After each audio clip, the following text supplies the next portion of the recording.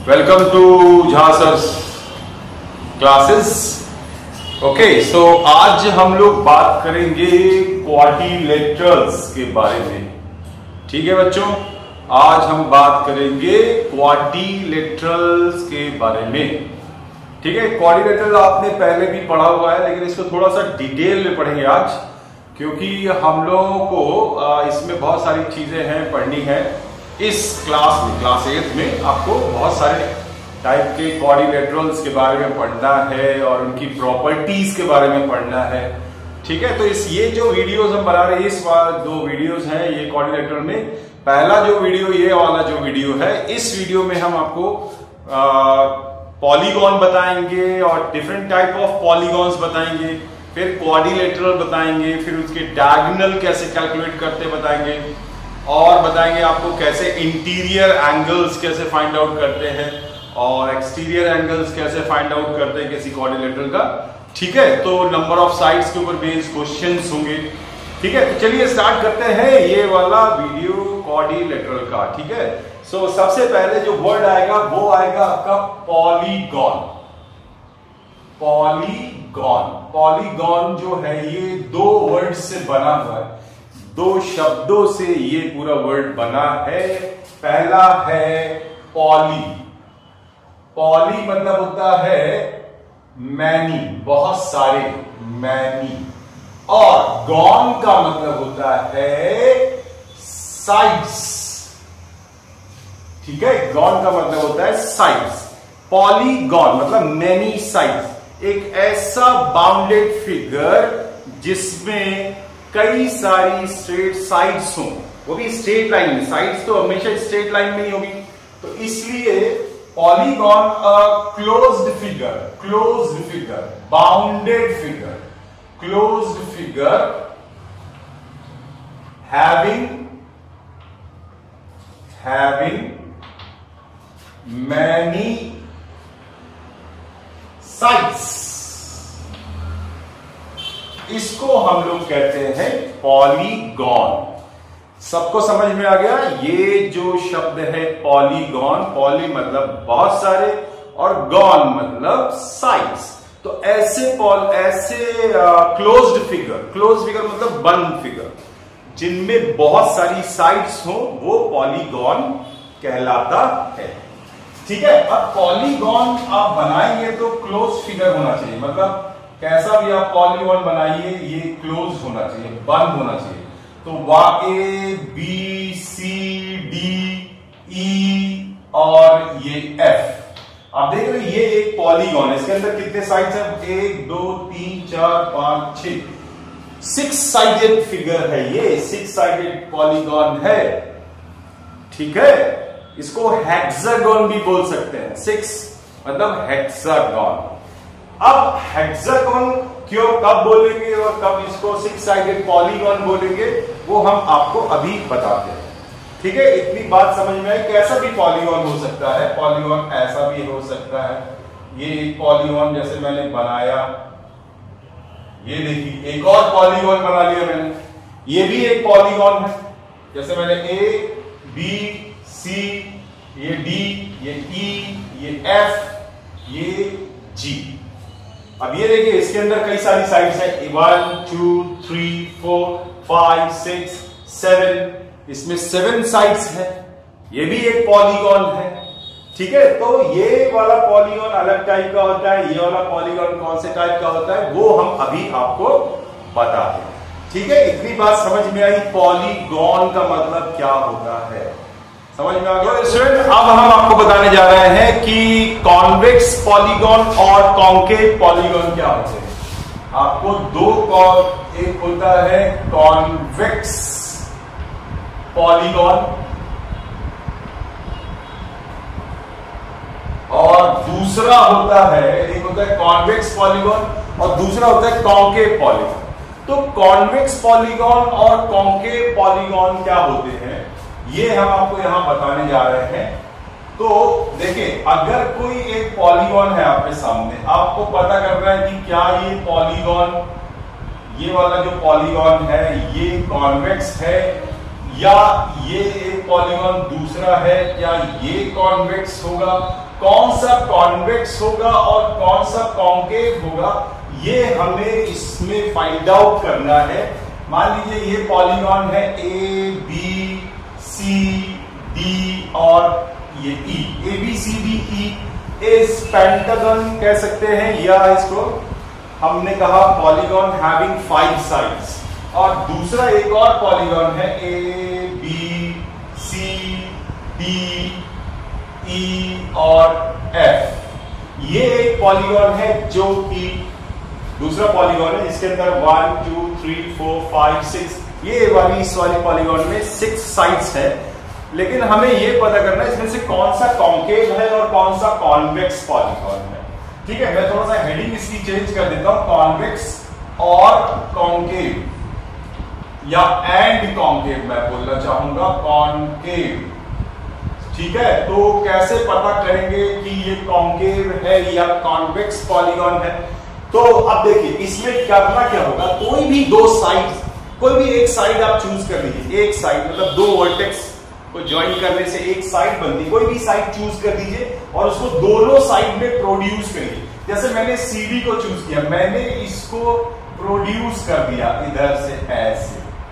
अब आप जब आप कोई भी दो साइड, एक साइड को प्रोड्यूस करोगे, बोथ द साइड्स, दोनों साइड में आप चेंज करो, मतलब इधर भी आप इसको प्रोड्यूस कर रहे हो और इधर भी आप प्रोड्यूस कर रहे हो, तो आप देखेंगे कि इसके जितने बाकी बचे हुए वर्टिसेस हैं वो एक साइड होंगे, एक साइड में आएंगे। आप देखिए, मान लीजिए आपने CD को ज्वाइन किया, देखिए E A B ये तीनों ही इस साइड में है।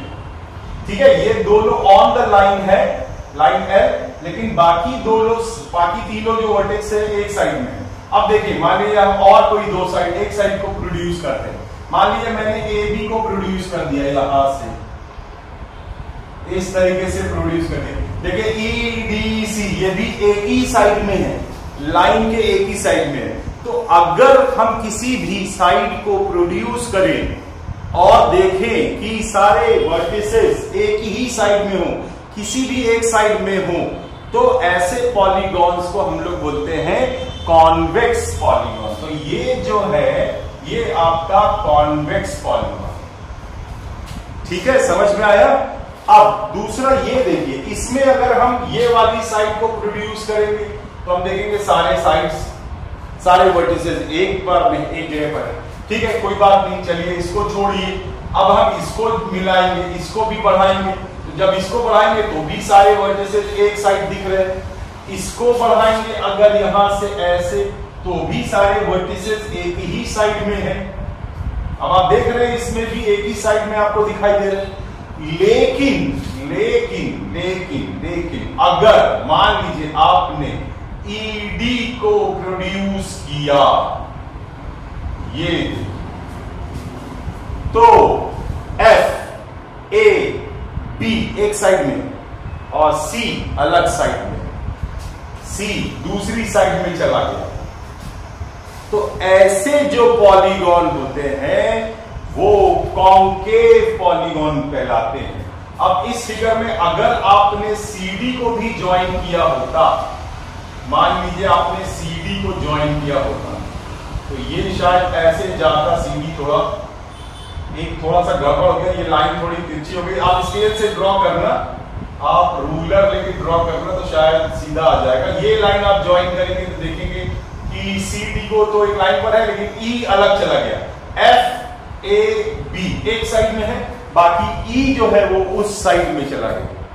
तो इस प्रकार के जो पॉलीगॉन होते हैं इनको हम लोग बोलते हैं concave polygon. Concave polygon. Convex polygon क्या होता है, अगर किसी भी साइड को दोनों साइड में प्रोड्यूस करें और सारे वर्टेक्स एक साइड में रहें तो उनको हम लोग बोलते हैं कॉन्वेक्स पॉलीगॉन। समझ में आया? और ऐसे पॉलीगॉन जिनमें कोई भी एक साइड को ऐसा आपने प्रोड्यूस किया और एक वर्टेक्स या कोई दो वर्टेक्स उधर चले गए, बाकी दो इधर आ गए, ध्यान रखिएगा इसमें कंसेक्यूटिव वर्टिसेस को ज्वाइन करने वाली जो साइड होती है उसी को प्रोड्यूस करना है। अब ऐसे मत कीजिएगा कि E और A को मिला दिया या D और A को मिला दिया, नहीं, आपको साइड्स को प्रोड्यूस करना है। इसीलिए मैंने बोला साइड्स को दोनों साइड से स्ट्रेच कर दीजिए। प्रोड्यूस कर दीजिए। प्रोड्यूस करने से जो आपको लाइन मिलेगी, एक स्ट्रेट लाइन मिलेगी, तो आप देखेंगे कि ये स्ट्रेट लाइन के इस तरफ कोई भी वर्टेक्स नहीं है, लेकिन इधर सारे वर्टेक्स इस साइड में है, 2 वर्टेक्स केवल लाइन के ऊपर है। तो ऐसे पॉलीगॉन आपको कॉन्वेक्स पॉलीगॉन कहलाएंगे। और इसमें देखिए ये जो वर्टेक्स है एफ, ए और बी एक साइड में है, सी और डी लाइन पर है, लेकिन ई लाइन के उस साइड में। तो ऐसा पॉलीगॉन जो होता है वो कॉन्केव पॉलीगॉन कहलाता है। मुझे लगता है ये आपको समझ में आ गया होगा। ठीक है, तो स्टूडेंट्स आपको समझ में आ गया है पॉलीगॉन किसे कहते हैं, और दूसरा मैंने आपको कॉन्वेक्स और कॉन्केव पॉलीगॉन के बारे में बताया। ये मुझे लगता है आपको समझ में आ गया होगा। ठीक है, आई एम कंफर्म कि आपको समझ में आ गया होगा। ओके, ना अब जो है ये है एक और शब्द आएगा आपका रेगुलर और एंड इर्रेगुलर पॉलीगॉन। इर्रेगुलर, ये जो पॉलीगॉन्स होते हैं, रेगुलर पॉलीगॉन और इर्रेगुलर पॉलीगॉन क्या होते हैं, ये हम आपको यहां पर बताने जा रहे हैं। तो सबसे पहले आप समझिए कि रेगुलर पॉलीगॉन क्या होता है। तो रेगुलर पॉलीगॉन जो होता है वो हम आपको बता रहे हैं यहां पर कि ऐसे पॉलीगॉन जिसमें सारे साइड्स बराबर हों, सारे इंटीरियर एंगल्स बराबर हों, वो पॉलीगॉन रेगुलर पॉलीगॉन कहलाते हैं। अब polygon in which all the sides and all the angles are equal। तो ऐसे पॉलीगॉन को रेगुलर पॉलीगॉन कहा जाता है। जैसे इक्विलेटरल ट्राइंगल, जी हां ये भी एक पॉलीगॉन है। ठीक है, ए बी सी, 2 या 2 से ज्यादा साइड्स वाला बाउंडेड फिगर ही पॉलीगॉन कहलाता है। 2 साइड से पॉलीगॉन नहीं बन सकता, कम से कम 3 साइड्स होनी चाहिए।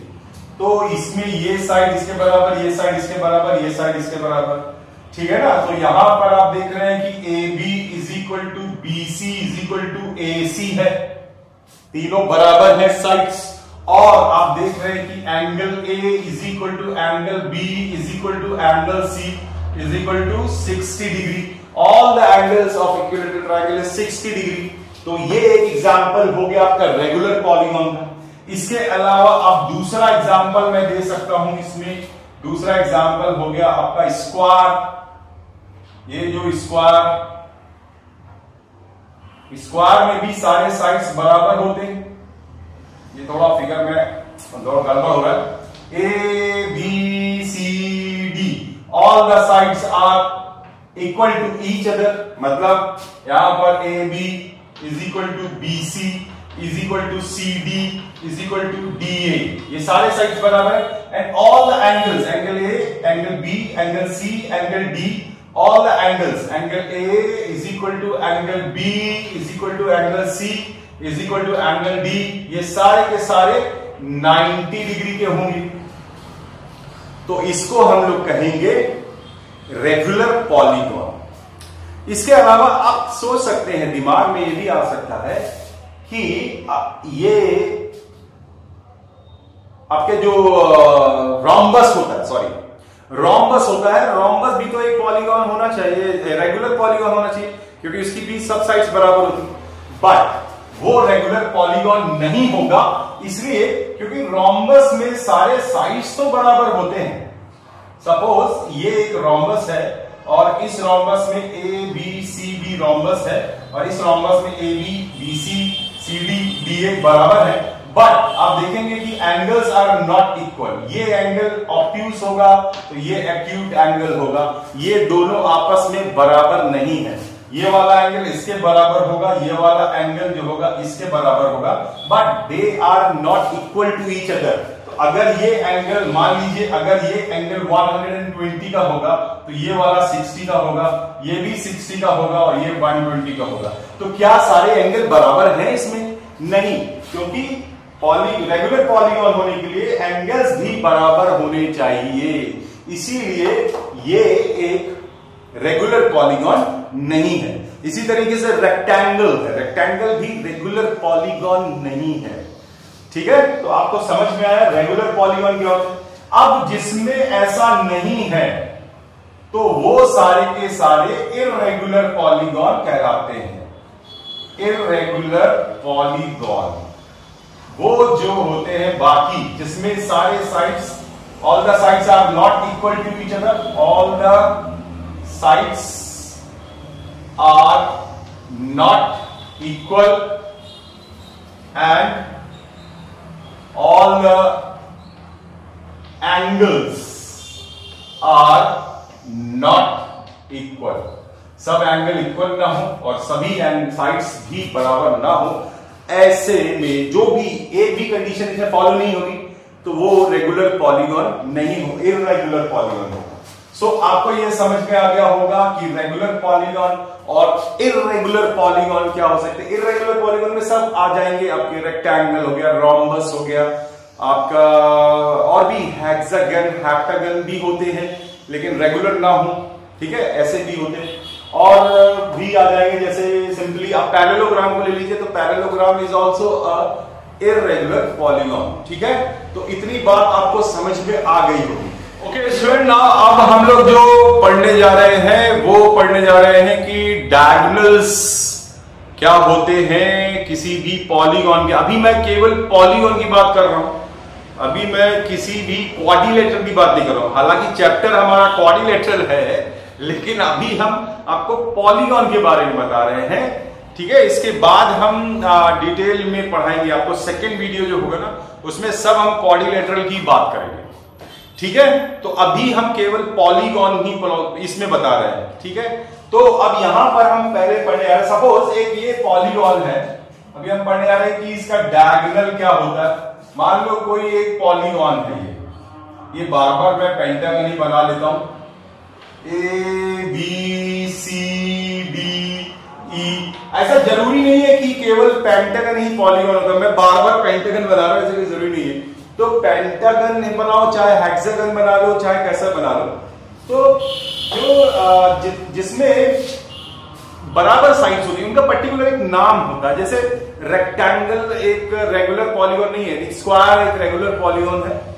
ठीक है, और इसके बाद में हेक्सागन, रेगुलर हेक्सागन बोलते हैं, रेगुलर पेंटागन बोलेंगे, 5 साइड्स का रेगुलर पेंटागन। ठीक है ना, 6 साइड्स का रेगुलर फिगर अगर होगा तो रेगुलर हेक्सागन कहलाएगा, अदरवाइज उसको हम केवल हेक्सागन बोलेंगे। जैसे ये पेंटागन है, इसमें ये नेसेसरी नहीं है कि ये जब तक कि बताया ना जाए कि इसकी सारे साइड्स इक्वल है या लिखा हुआ हो क्वेश्चन में कि ये एक रेगुलर पॉलीगॉन, ये रेगुलर पेंटागन है, तब तक आप इसको रेगुलर मत मान लीजिएगा, अपने मन से रेगुलर नहीं मानना। ओके, सो अब देखिए इसमें डायगोनल कहां है, डायगोनल पता करना।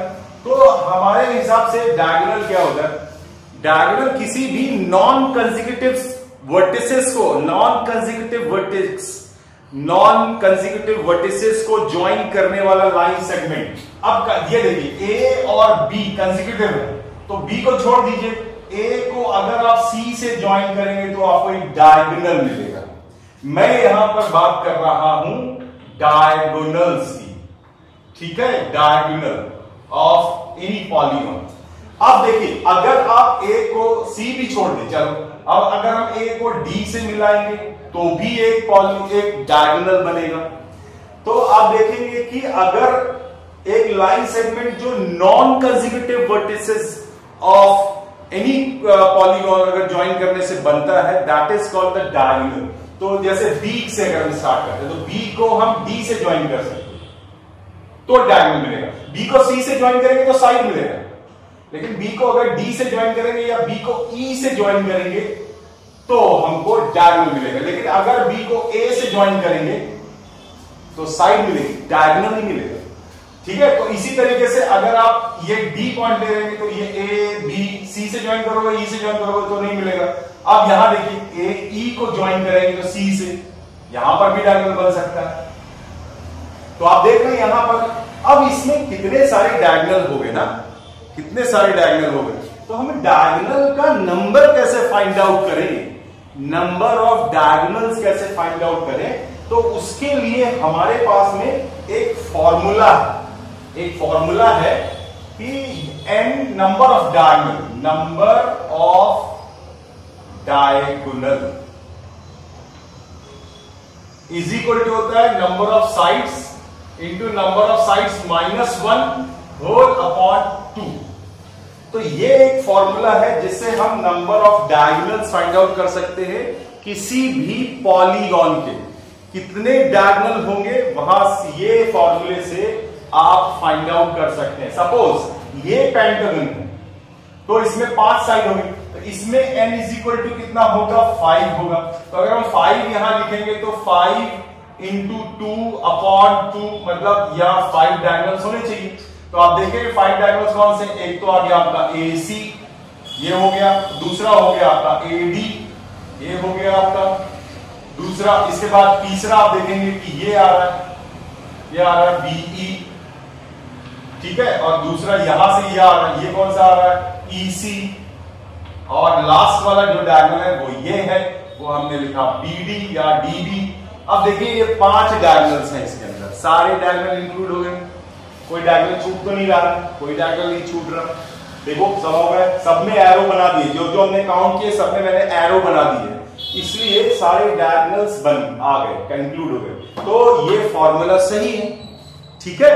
तो अगर आपको डायगोनल कैलकुलेट करना हो तो आप ये फॉर्मूला यूज कर सकते हैं। नंबर ऑफ डायगोनल के लिए ये फॉर्मूला है, ठीक है। मैंने आपको एक प्रूफ दे दिया है।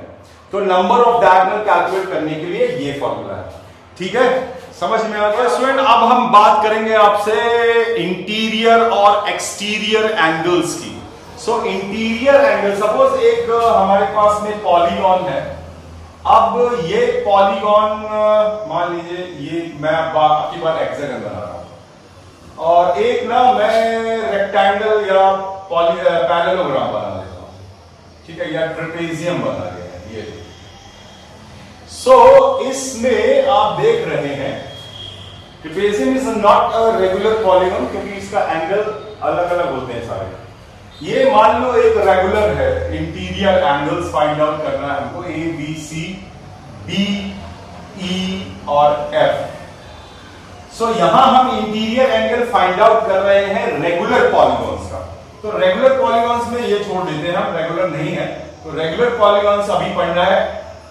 और इर्रेगुलर पॉलीगॉन का भी डायग्राम हम वो फाइंड आउट कर सकते हैं, इंटीरियर एंगल, ठीक है, लेकिन उसके लिए आपको हायर क्लासेस में जाना होगा, तब आप समझेंगे। यहां पर सारे साइड्स बराबर है, तो ये एक रेगुलर हेक्सागन है, this is a regular hexagon, और ये स्क्वायर है, all the sides are equal.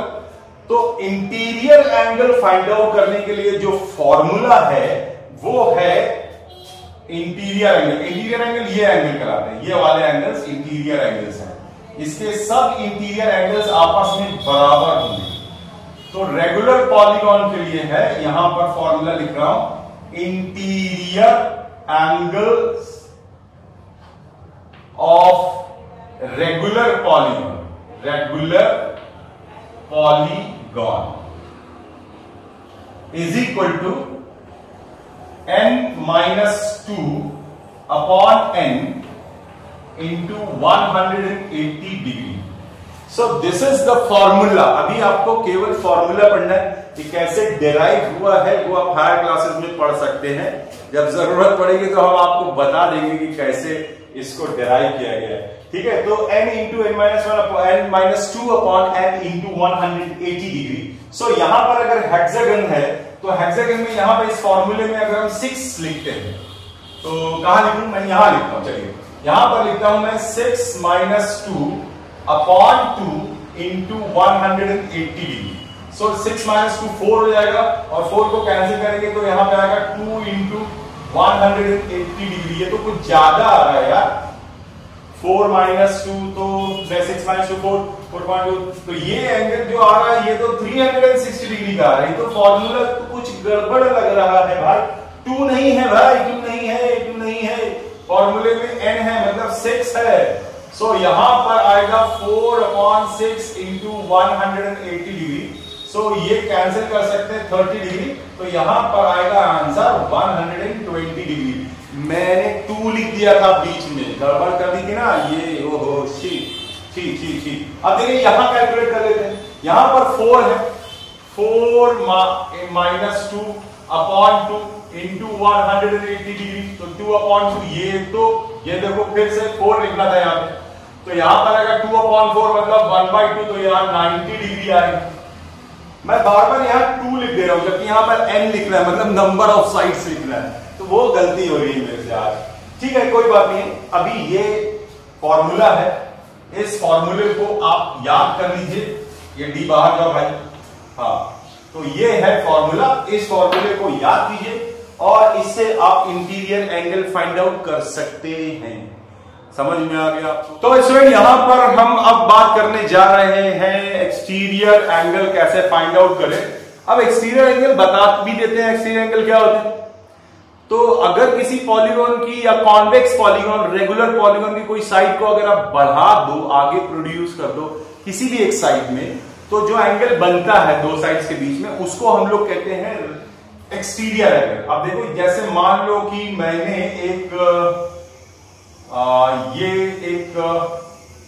मैं बना रहा हूं, कुछ फिगर बन रहा है, चलो ये है, मान लो ABCDEF,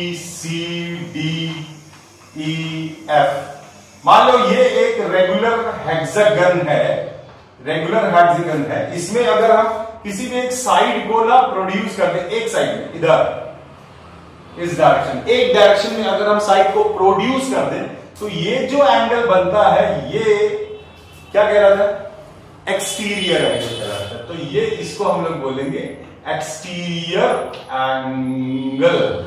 अब मान लीजिए हम सी साइड को प्रोड्यूस करेंगे तो यहां पर भी बनेगा, अगर हम डी साइड को प्रोड्यूस करेंगे तो यहां पर भी बनेगा। अब किसी भी साइड पर मैं तो एक ही डायरेक्शन में बढ़ाता चला जा रहा हूं, तो एक्सटीरियर एंगल बन रहा है।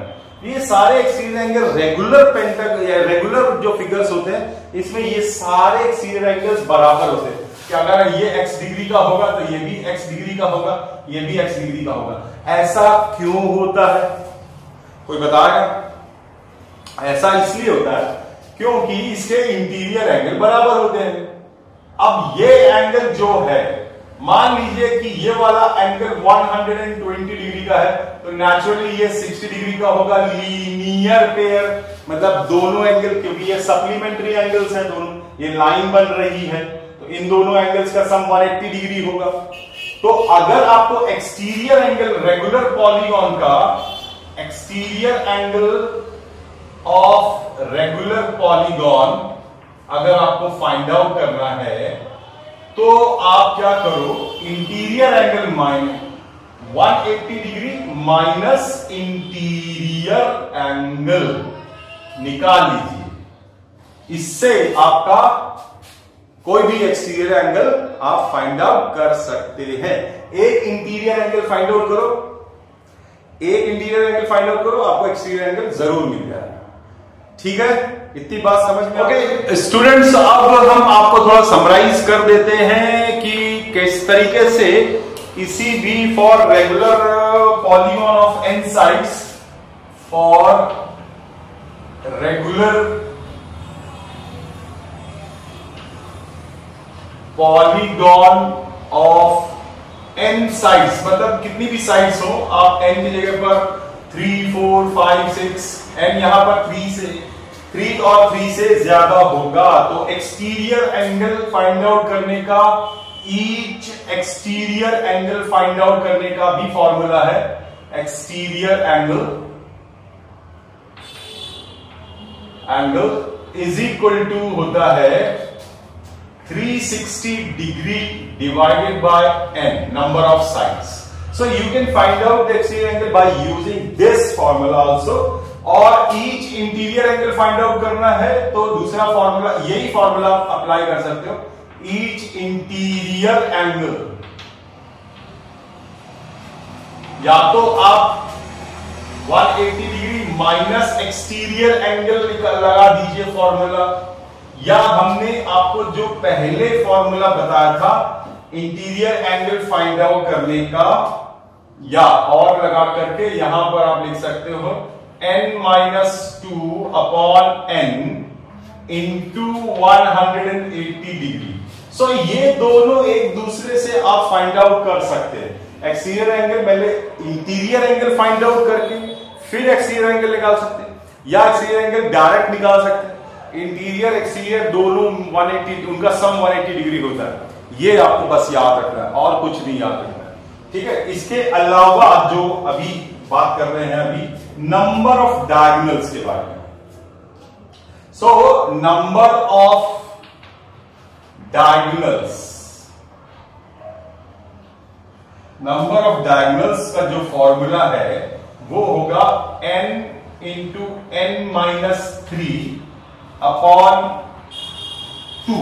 ये फॉर्मूला था किसके लिए? नंबर ऑफ डायगोनल कैलकुलेट करने, किसी भी साइड में डायगोनल कैसे कैलकुलेट कर सकते हैं।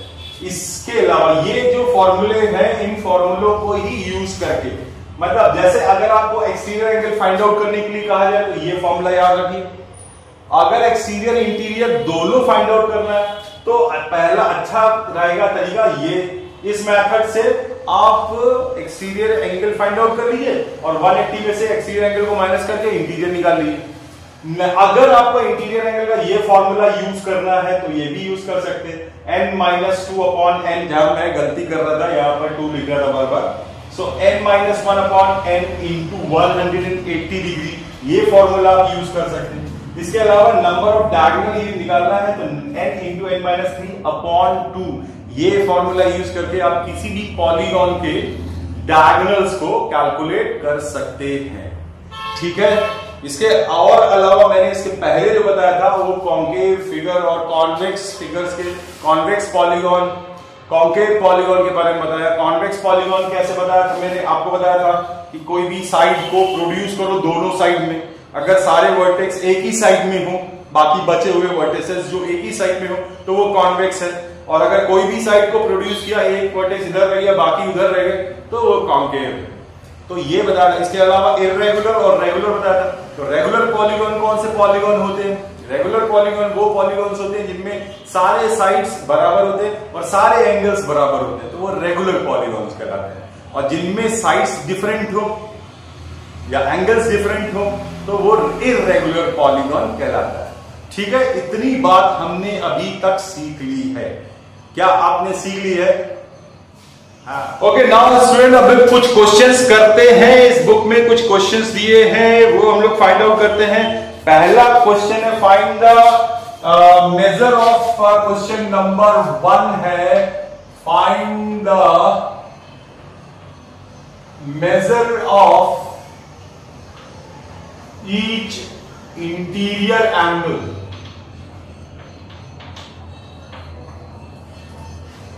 ऑफ पहला दिया हुआ है, कौन सा दिया भाई? रेगुलर, ऑफ रेगुलर लिखा है यहां पर रेगुलर, और आगे लिखा हुआ है यहां पर पेंटागन। फिर दूसरा दिया हुआ है हेक्सागन, और तीसरा भी दिया हुआ है नहीं, पॉलीगॉन ऑफ 12 साइड्स। थर्ड दिया हुआ है polygon of 12 equal sides. Regular लिखा है तो इक्वल लिखने की बात नहीं है, 12 साइड्स। सो यहां पर आपको इंटीरियर एंगल फाइंड आउट करना है, तो इंटीरियर एंगल फाइंड आउट करने के लिए हमने इंटीरियर एंगल फाइंड आउट करना है। तो इंटीरियर एंगल फाइंड आउट करने के लिए हमने एक मेथड आपको यूज करना बताया था इंटीरियर एंगल के लिए। आप याद है आपको कौन सा फॉर्मूला मैंने बताया था इंटीरियर एंगल फाइंड आउट करने के लिए? ठीक है, तो इंटीरियर एंगल फाइंड आउट करने का फॉर्मूला था, एक फॉर्मूला तो ये एक्सटीरियर एंगल फाइंड आउट करो, उसके बाद में इंटीरियर एंगल फाइंड आउट करो। दूसरा फॉर्मूला मैंने आपको बताया था इंटीरियर एंगल के लिए, फर्स्ट के लिए, तो फॉर्मूला था आपका n-2 upon n into 180 degree. अब इस फॉर्मूले में n की जगह पर पेंटागन है, मतलब 5 लिखना होगा। 5 minus 2 upon 5 into 180 degree. So ये हो जाएगा 3 अपॉन 5 इंटू 180 डिग्री। अब 180 डिग्री को आप 5 से कैंसिल कर सकते हैं ना, तो ये हो गया कैंसिल इसके साथ। ठीक है, तो कितना आएगा? 5 3 जा 15, 5 6 जा 30, 36 इंटू 3। तो 36 इंटू 3 जो आएगा वो कितना आएगा? 36 इंटू 3 करिए जल्दी से। 36 इंटू 2, 36 इंटू 3, तो 108 डिग्री आ 108 डिग्री आ गया आपका आंसर। 90, 30 इंटू 3 करोगे तो 90 हो जाएगा, और उसमें 18 जोड़ देंगे तो 108। सो इस तरीके से आपका इंटीरियर एंगल आ गया पेंटागन का। अब हेक्सागन, सेकंड वाला जो क्वेश्चन है उसमें हेक्सागन है। सो सेकंड वाले के लिए जो n minus 2 upon n into 180 degree में हम जो फॉर्मूला लिखेंगे वो लिखेंगे 6 minus 2 upon 6 into 180 degree. So ये बहुत आसान है। यहां आप देख रहे हैं 4 आएगा, और ये 6 से इसको कैंसिल करेंगे 30 आएगा, तो 4 इंटू 30 डिग्री मतलब 120 डिग्री। और तीसरा वाला जो क्वेश्चन है उसमें n में हम 12 का यूज करेंगे। यहां पे 12 यूज करेंगे तो 12 minus 2 upon 12 into 180 degree. So ये जो है 12 माइनस 2 मतलब हो गया आपका 10 अपॉन 12 इंटू 180 डिग्री। तो इसको अगर हम कैंसिल करें 2 से तो ये 5 होगा, ये 6 आ जाएगा, और 6 को यहां से कैंसिल कर देंगे तो ये 30 आएगा। सो आंसर आएगा 5 into 30 is equal to 150 degree. So इस तरीके से जो पॉलीगॉन होगा 12 साइड का, उसमें जो इंटीरियर एंगल्स होंगे वो 150 डिग्री के होंगे, 150 डिग्री के। और हेक्सागन में 100। रेगुलर की बात कर रहा हूं, यहां पर रेगुलर पूछा गया, क्या लिखा है? रेगुलर। ठीक है, समझ में आया? तो स्टूडेंट आप दूसरा क्वेश्चन ले रहे हैं। यहां पर एक और क्वेश्चन है, how many diagonals are there in hexagon and octagon. Hexagon जिसमें 6 साइड्स होती हैं, ऑक्टागन वो होता है जिसमें 8 साइड्स होती हैं। तो इसमें नंबर ऑफ डायगोनल्स हमको फाइंड आउट करना है। तो नंबर ऑफ डायगोनल का जो फॉर्मूला है, number of diagonal is equal to होता है n into n minus 3 whole upon 2। ये फॉर्मूला है। इसमें n जो है वो नंबर ऑफ साइड्स को बता रहा है। n जो है वो नंबर ऑफ साइड्स है। तो हेक्सागन में 6 साइड्स होती हैं। तो पहला अगर हम फाइंड आउट करेंगे हेक्सागन के लिए तो 6 इंटू 6 माइनस 3 अपॉन 2 आएगा। तो यहां से ये कैंसिल हो जाएगा 3 से, और 6 माइनस 3 9 डायगोनल्स होंगे। ठीक है, हेक्सागन में 9 डायगोनल्स होंगे। ठीक है, इसी तरीके से दूसरा है आपका ऑक्टागन। तो ऑक्टागन में 8 होता है, तो 8 इंटू 8 माइनस 3 अपॉन 2, तो 8 से कैंसिल हो जाएगा ये 4। ठीक है, और 4 इंटू 5 मतलब 20 डायगोनल्स होंगे। यहां पर 4 आएगा, यहां 5 आएगा। 4 into 5 is equal to 20 diagonals. तो इस तरीके से आप नंबर ऑफ डायगोनल पे क्वेश्चन भी कर सकते हैं। ठीक है, ठीक है स्टूडेंट, अब दूसरा क्वेश्चन है, a polygon has 27 diagonals, how many side does it have. तो आपको दिया हुआ है नंबर ऑफ डायगोनल का जो फॉर्मूला है, number of diagonal is equal to होता है n into n minus 3 whole upon 2। अब यहां पे दिया है 27, तो यहां पे हम 27 लिख देंगे, और इसको n into n minus 3 upon 2। अब ये मल्टीप्लाई होगा तो यहां पे आ जाएगा 54 is equal to n square minus 3n। Now this is a quadratic equation जो आपने पढ़ा है ये। अब इसको हमें सॉल्व करना है, फैक्टराइजेशन करना पड़ेगा यहां पर। तो फैक्टराइजेशन करके कर सकते हैं। दूसरा तरीका यह है कि कौन सा ऐसा नंबर यहां पे लिखें कि 27 आ जाए, ठीक है, मतलब 54। सो यहां पर क्या आना चाहिए, n इज इक्वल टू 9 लिखे तो यहां 6 आएगा, 9 6 जा 54 होता है और डिवाइडेड बाय 2 करें 27, तो n इज इक्वल टू 9 आना चाहिए। लेकिन इसको इससे भी सॉल्व कर सकते हैं, n स्क्वायर, तो यहां पर क्या हो जाएगा 9n plus 6n minus 9 into 6 is equal to 0।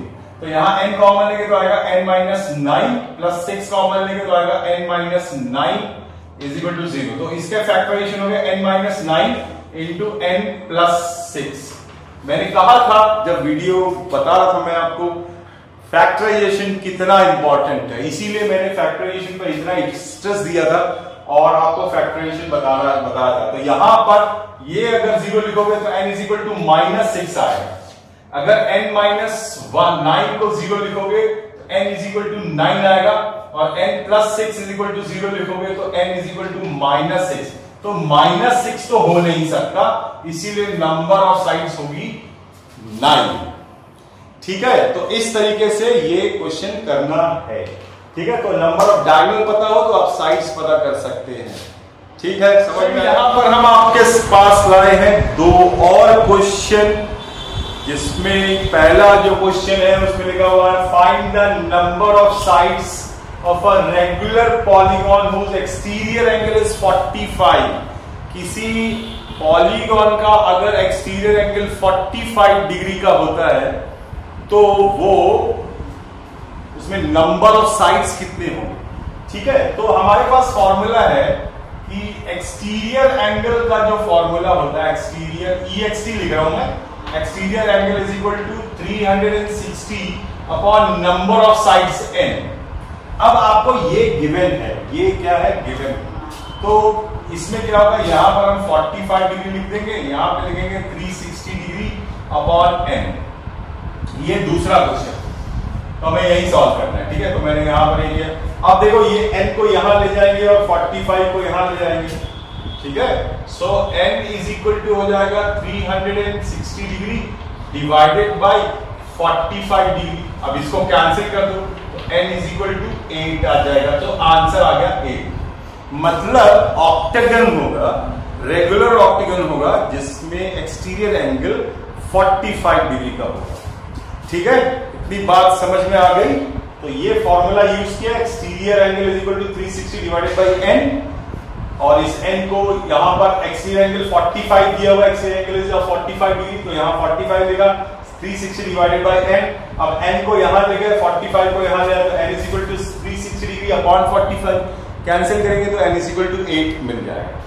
ठीक है, ये बात समझ में आ गई। इस तरह से number of sides find out कर सकते हैं। मैं एक्सटीरियर और इंटीरियर एंगल कोई भी दिया हो उससे भी फाइंड आउट कर सकते हैं। अब ये क्वेश्चन है, बड़ा अच्छा क्वेश्चन है। Is it possible to have a regular polygon each of whose exterior angle is 135? क्या पॉसिबल है ऐसा रेगुलर पॉलीगॉन जिसका एक्सटीरियर एंगल 135 डिग्री का हो, क्वाइट बिग एंगल।